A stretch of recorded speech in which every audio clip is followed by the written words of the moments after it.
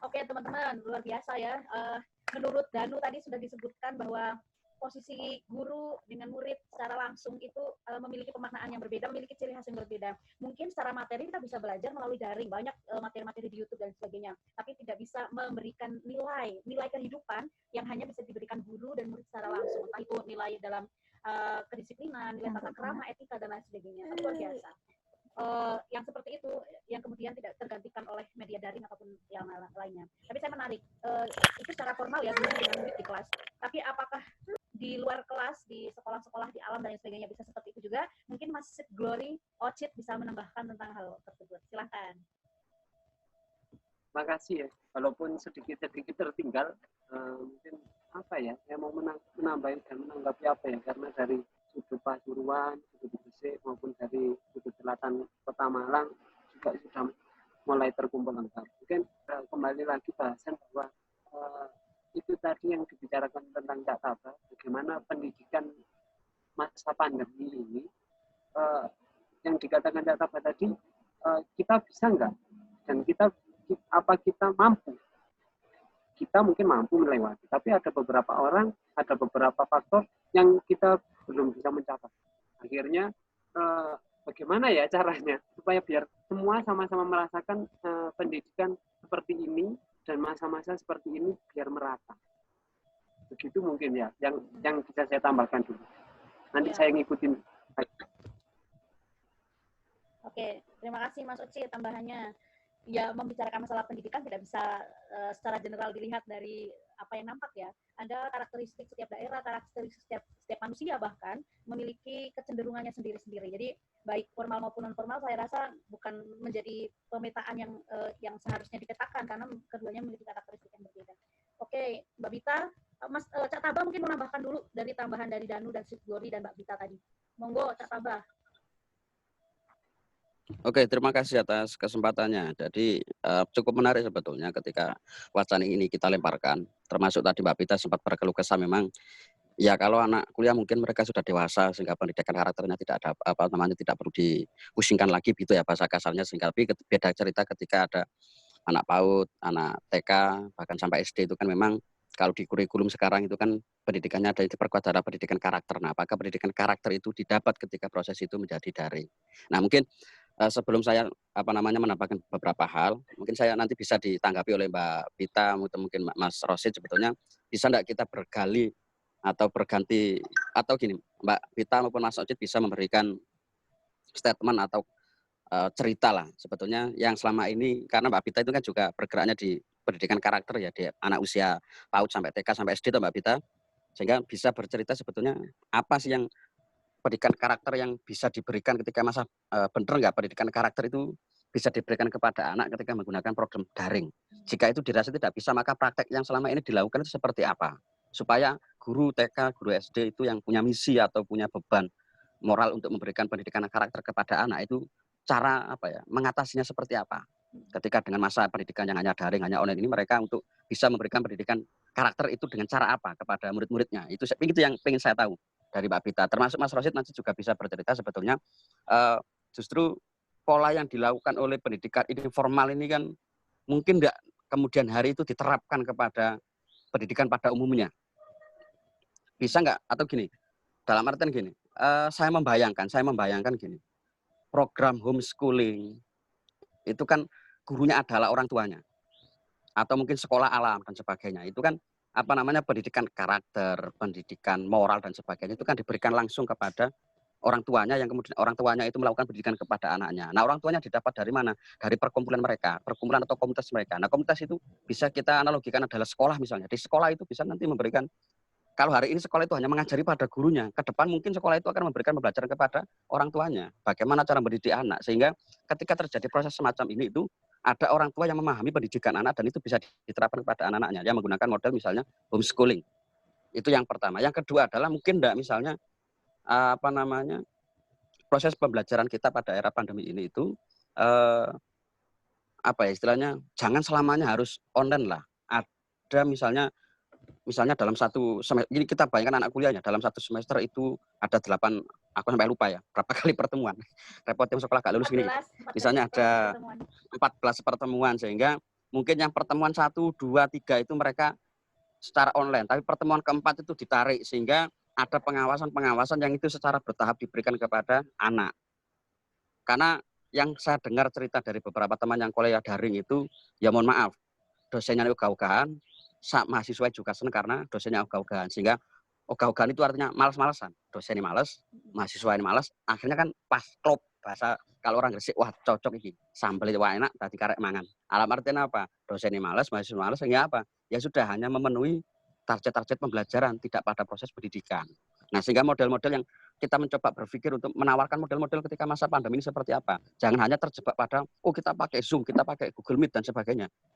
Apakah kita harus dipaksa atau kita harus mengikuti arus besar itu? Kenapa kita tidak berpikir bagaimana kita kalau mendobrak terlalu kasar ya, bagaimana kita mencoba untuk tidak ikut dalam arus itu, tapi kita menawarkan sesuatu.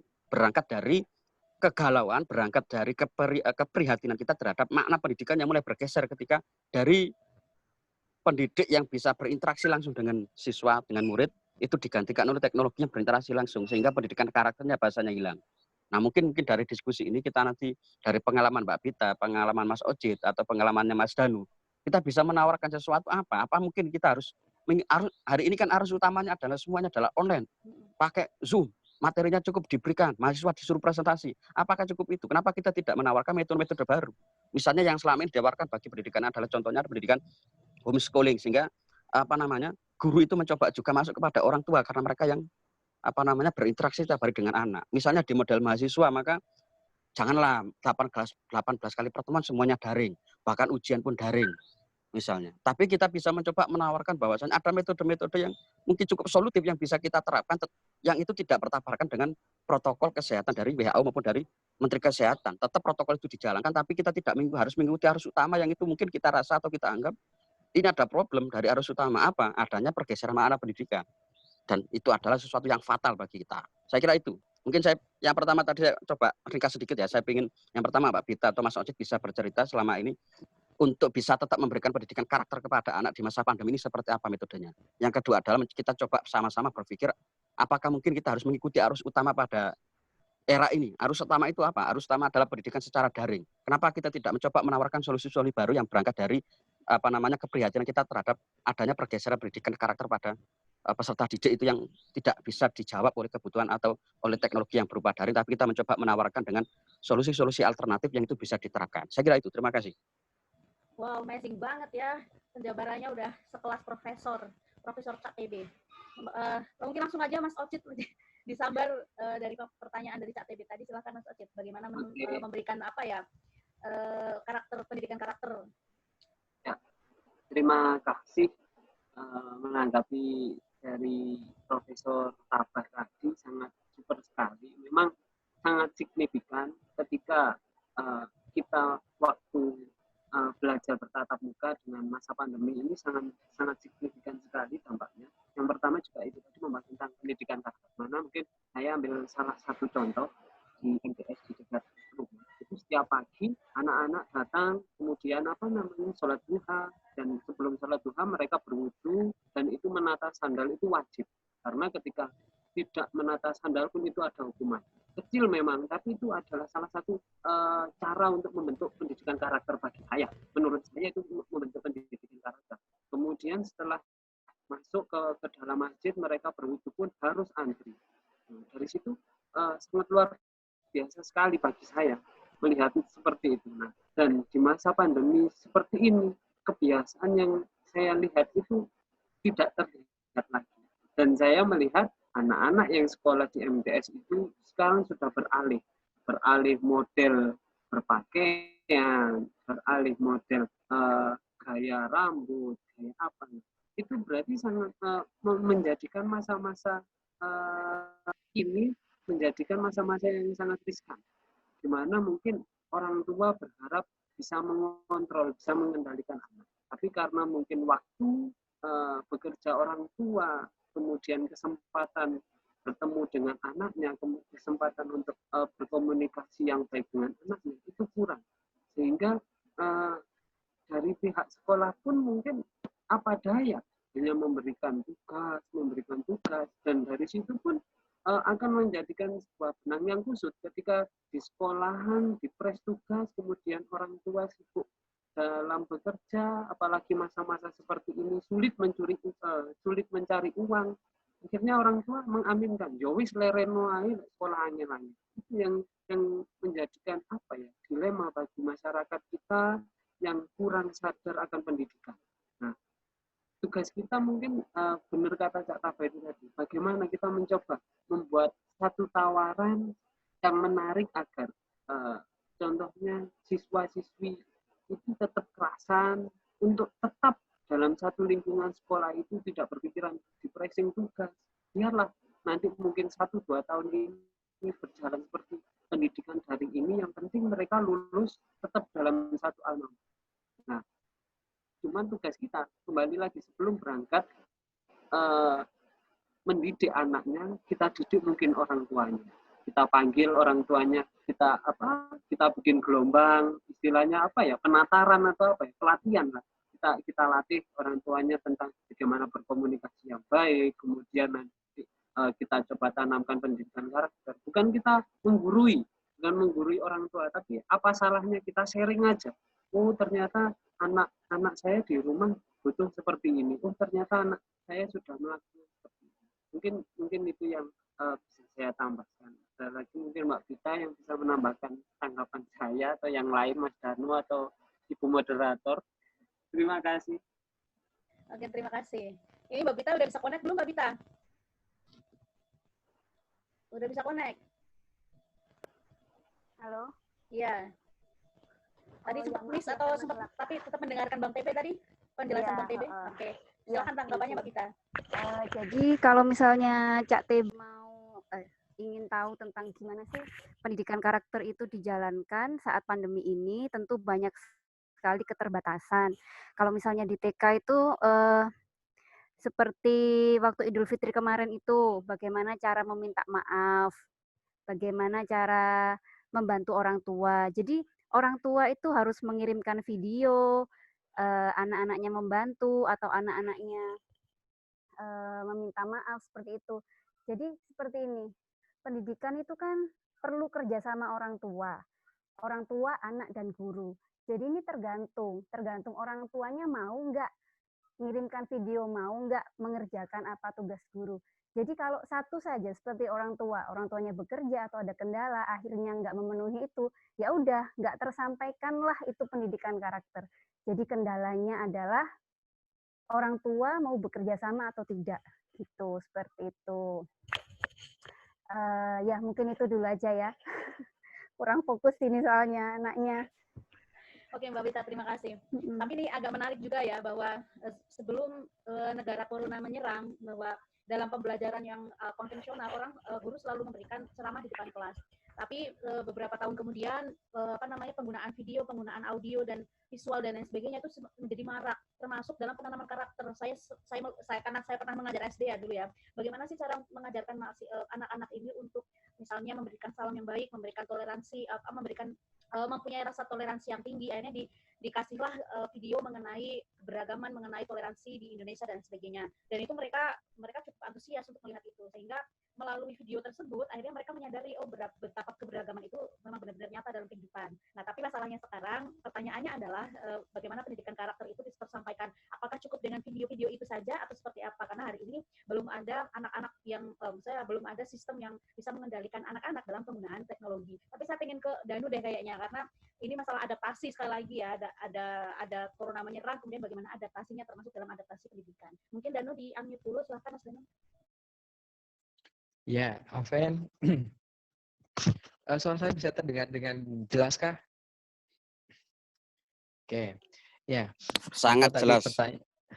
Oke, Mas Taba, saya jadi ikut berpikir nih karena pertanyaan Mas Taba yang nomor 2 gitu. Kalau pertanyaan nomor 3 biar Mbak Alvennya nanti aja secara khusus. Ya, gini. Lalu bagaimana kemudian metode atau caranya agar lebih efektif gitu ya? Iya, tadi bilang ada ketika dosennya respon masih pun juga itu sangat kleb banget. Jangankan kita berbicara peserta didik, ya. Orang yang mendidik pun juga sepertinya juga butuh adaptasi nih, gitu ya. Ya, seperti itu. Ya, jadi gini, saya tadi sempat berpikir bagaimana kemudian kita menawarkan sebuah konsep kecil ya. Bagaimana di situ kalau kita tinjau secara psikologi, kalau kita tinjau secara sosiologi juga masuk ya. Apa itu yang disebut dengan konsep itu? Konsepnya itu kayak semacam timbal balik. Ya. Jadi konsep ini timbal balik, kita tekankan pada proses timbal balik, produknya nanti kemudian bisa divirtualkan. Entah itu produknya berupa video, entah itu nanti produknya bisa berupa misalkan diary ya, entah itu nanti pengalaman-pengalaman si siswa selama kesehariannya seperti apa ya. Itu nanti produk hasilnya. Tapi kita harus melihat bagaimana proses timbal baliknya dulu. Contoh misalkan gini, kalau tadi yang dijelasin sama Abang Ocit sama Mbak Bita, ya kan, itu kan sebenarnya ingin melihat bagaimana pembentukan karakter itu bisa kita lihat dari aktivitas siswa.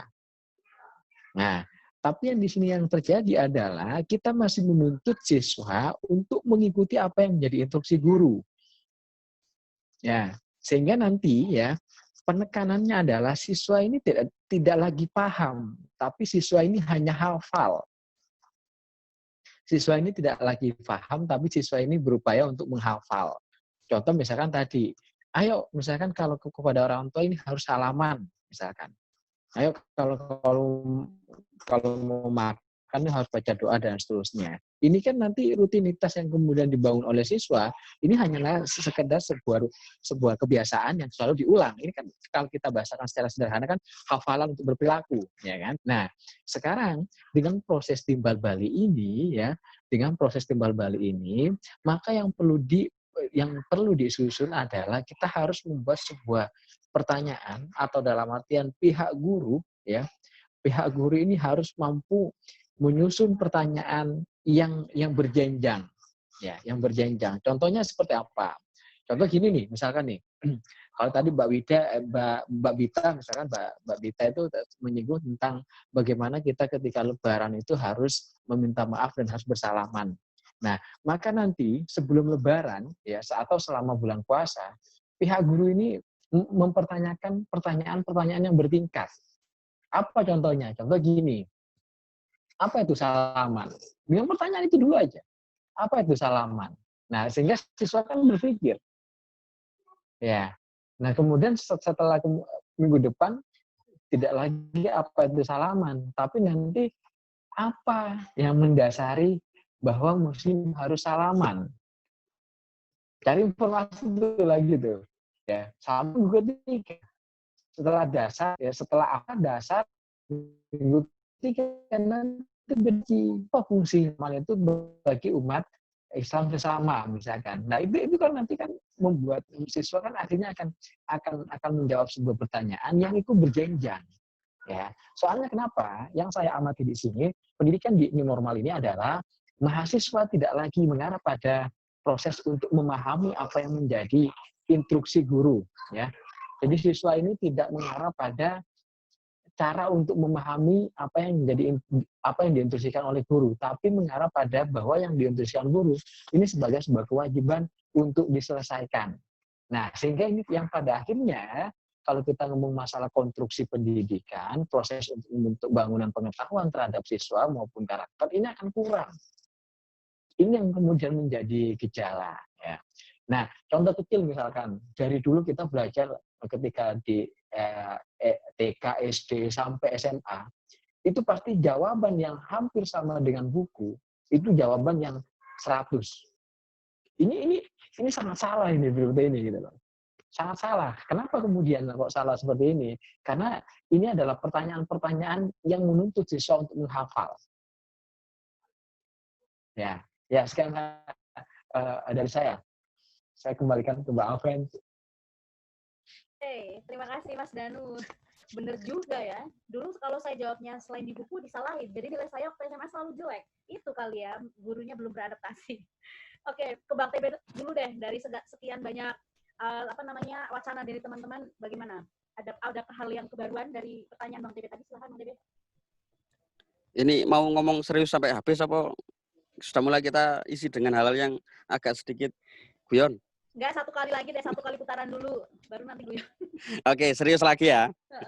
Oke, menarik sebetulnya apa yang disampaikan Pak Bita, sampaikan Oci, sampaikan Mas Danu tadi itu.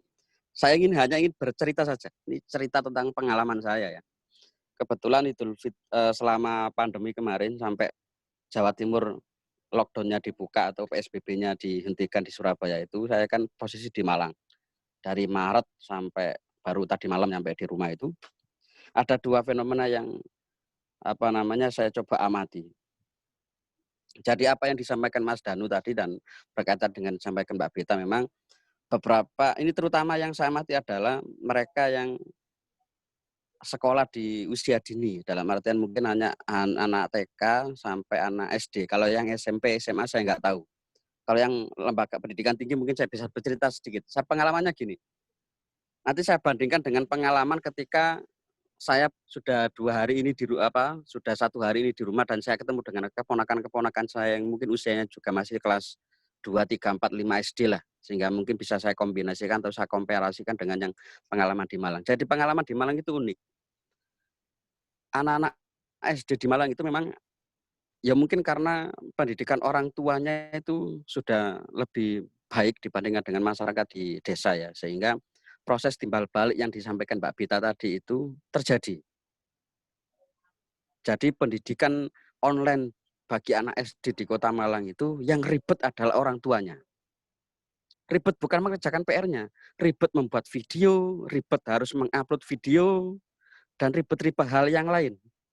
Termasuk yang biasanya dia belanja ke pasar itu sendiri, bisa ditempuh dalam waktu 10 menit, karena harus ngajak anaknya. Karena itu tugas dari sekolah, anaknya diajak belanja membantu orang tua temanya. Maka dia belanja bisa setengah jam. Jare ibu waduh, iki ono anakku tambah ribet iki. Sakjane blonjo 10 menit mari dadi setengah jam. Tapi kita tidak mau kita tidak melihat soal ribet orang tuanya, tapi ada proses timbal balik. Guru memberikan tugas kepada anak, tema sekolah hari ini adalah untuk membantu orang tua. Bentuknya kan beda-beda. Ada yang membantu nyuci, ada yang membantu untuk merapikan tempat tidur dan sebagainya. Nah, orang tua membimbing, meskipun proses membimbingnya adalah mungkin kadang-kadang diawali dengan niatan karena ada tugas dari gurunya untuk melakukan video dan video itu dikirimkan kepada gurunya. Bahkan ada yang diupload kepada di YouTube. Maksudnya gini, jadi proses timbal balik ketika orang tua memiliki pendidikannya lebih tinggi itu bisa terjadi. Nah, ini pengalaman sebaliknya ketika saya mulai dari tadi pagi sampai tadi sore itu berkunjung ke sanak saya di kanan kiri, ketemu dengan minsanan, ponakan dan sebagainya yang mungkin usianya masih TK, mereka ya sambil temu kangen ngobrol dikit-dikit, piye sekolah mulai. Waduh man, akeh tugas tok, tekun garap PR iku. Ada hal yang berbeda. Apa yang dikonsepkan padahal ini sama-sama anak kelas 3 SD ya. Di Kota Malang saya melihat bahwa mereka siswa itu tidak diberikan tugas, tapi diberikan bagaimana anak itu bisa dalam aktivitasnya itu membantu orang tuanya. Pendidikan karakternya dibangun di situ dan divideokan. Tapi ketika di desa tidak bisa dilakukan seperti itu. Di desa hanya bisa diberikan tugas, ngerjakan soal LKS 1 sampai LKS 3. Meskipun saya belum pernah ngobrol dengan gurunya, sebetulnya kenapa proses itu kok agak berbeda. Di desa hanya diberikan tugas, tapi ketika di kota itu ada pendidikan karakter yang ditanamkan yang itu melibatkan orang tua. Bedanya kan di situ. Sehingga simbolis mutualis antara guru, siswa dan murid itu terjadi ketika syarat utamanya adalah pendidikan orang tuanya dapat. Syarat keduanya adalah teknologinya juga dapat. Saya kira kenapa di desa itu tidak bisa terjadi. Dua hal itu tidak didapat. Satu teknologinya juga tidak mumpuni seperti yang diceritakan Danu. Ada yang tadi orang tua harus membelikan HP dan sebagainya itu tidak mampu. Kuota juga terlalu mahal. Yang kedua adalah orang tuanya tidak memahami. Yang mereka pahami, bro, anakku tak sekolah ben pinter. Kok diulehin maneh? Masuk aku manis sing ngajari anakku, mending gak usah sekolah. Seperti yang disampaikan Rosid. Ya lele daripada kamu ke sekolah kok tekon mulai karo guru. Wis mending gak usah sekolah tak ajari dhewe. Yang terjadi adalah seperti itu. Artinya apa? pengetahuan atau pemahaman orang tua terhadap terhadap pendidikan itu tidak sampai pada proses itu, sehingga kerjasama antara guru, murid, dan orang tua itu tidak terjadi. Nah, itu pengalaman ketika di tingkat SD. Pengalaman yang saya yang paling buruk adalah ketika saya mengamati anak kuliah. Waduh, ini kacau anak kuliah. Mohon maaf, saya nggak tahu. Semoga Mbak Aven, Mbak Mas Danu tidak menjadi bagian dari ini. Karena yang saya miriskan di pengalaman perguruan tinggi itu gini. Masa Iya, Mas. Iya, kuliah, Mas. biasanya kuliah itu kan antara jam 7 sampai jam 4 sore atau paling malam jam 8. Tapi karena daring, ini pengalaman adik saya sendiri. Dia dipaksa kuliah kadang habis sahur. Bayangkan habis sholat subuh jam 3:30 itu disuruh Waduh. kuliah. Kadang satu hari itu ada 4 kali pertemuan. Dari habis subuh sampai kadang habis tarawih baru kuliah. Dari segi jadwal sudah berantakan. Satu. Yang kedua adalah dari materi pendidikan. Mereka hanya presentasi seakan-akan ya sudah kayak orang khotbah itu. Tidak ada proses dialog dan sebagainya. Oke anak-anak, materinya sudah saya kirimkan di email, silakan di-download, nanti kita diskusikan. Lalu mereka diskusi sendiri, tidak ada proses diskusi, tidak ada penjelasan dan sebagainya. Ini juga agak miris. Artinya apa? Yang saya lihat adalah justru semakin dewasa pendidikan. Ketika tadi di anak-anak itu, ini kita ngomong tanggung jawab pendidik ya. Ketika di tingkat SD tadi itu guru sangat memberikan perhatian kepada siswanya dengan berbagai cara, misalnya lewat orang tuanya. Ketika orang tuanya tidak upload video, maka anaknya tidak upload video, maka orang tuanya yang ditelepon. Apakah itu terjadi di mahasiswa? Yakin tidak. Mahasiswa nggak kumpulkan tugas, ya sudah. Dosennya bilang bodoh amat, kan gitu. Nah, sehingga apa ya, kayak tadi, dosen ketika ini, kenapa yang saya katakan lebih parah, tingkatan dosen di perguruan tinggi itu yang banyak saya temukan, tidak semuanya ya, banyak artinya ya, mungkin ada dari 1.000 mungkin ada 500 yang bagus, yang 500 yang saya sebutkan yang jelek-jelek saja. Jadi gini, mereka hanya mengejar yang penting saya sudah mengajarkan 16 kali pertemuan, materinya sudah saya sampaikan, iso gak iso terserah rek. Tidak ada proses dialogis, tidak ada proses yang namanya itu mengasah logika dan sebagainya. Sehingga lagi-lagi esensi dari pendidikan akan hilang. Anak didik di perguruan tinggi yang seharusnya adalah diasah untuk berdialog, diasah untuk berlogika, diasah untuk berpikir bagaimana merancang sesuatu, itu tidak terjadi. Yang terjadi adalah bagaimana pertemuan terpenuhi, bagaimana siswa itu bisa bagaimana materi itu tersampaikan, dan bagaimana mahasiswa itu bisa menyelesaikan tugasnya. Sudah itu yang ingin saya ceritakan soal bagaimana perbedaan karakter di kota, di desa, termasuk karakter proses pendidikan antara orang tuanya yang memiliki pengetahuan dan tidak, termasuk bagaimana karakter ketika di perguruan tinggi pendidikannya seperti apa. Nah, sekian, saya kira itu cerita sedikit sebagai penutup dari saya. Oke, terima kasih Bang TB.